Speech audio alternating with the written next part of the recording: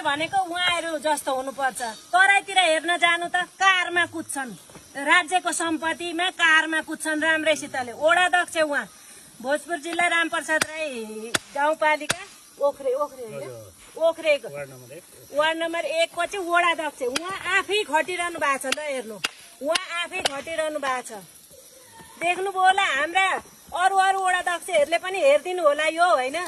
तपाईँ हामी जस्तोले त हेरिरहेछौँ। यो चाहिँ पखुवा देवी भोजपुर जिल्लाको रामप्रसाद राई गाउँपालिका ओख्रे 1 मा रहेको पखुवा देवी मन्दिरमा हो। यता चाहिँ यो पुरै पहिरो गएछ र उहाँ आफै सहित खटिरहनु भएको छ। हेर्नु है, उहाँ आफै खटिरहनु भएको छ।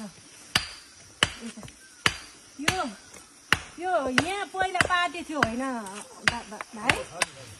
अनि पार्टी थियो र गत वर्ष चाहिँ अविरल वर्षाको कारणले माथिबाट पहिरो झरेर चाहिँ हाम्रो यो नष्ट गर्यो, क्षति पुर्याइदियो र फेरि हामीले तुरुन्तै होइन। अनि अरू त कारमा हिँड्छन् फेरि राज्यको सम्पत्तिमा। तपाईँ त यसरी श्रम गरिरहनु भएको छ त।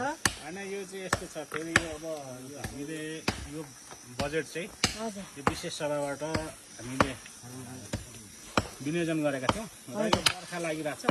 साथीहरूलाई एकदमै काम सक्नुको लागि पनि एकदम टेन्सन छ। त्यो भएको हुनाले अलिकति म यहाँ आइडिया दिँदै र प्लस म आफै स्वयं खट्दै काम गरिरहेको छु। किनभने हामीले चाँडोभन्दा चाँडो समाप्त गर्नु छ, सक्नु छ।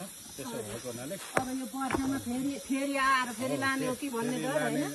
हो कि भन्ने पनि छ। र अहिले चाहिँ अलि राम्रै तरिकाले बनाऊँ भनेर, व्यवस्थित तरिकाले बनाऊँ भनेर लागि परेका छौँ।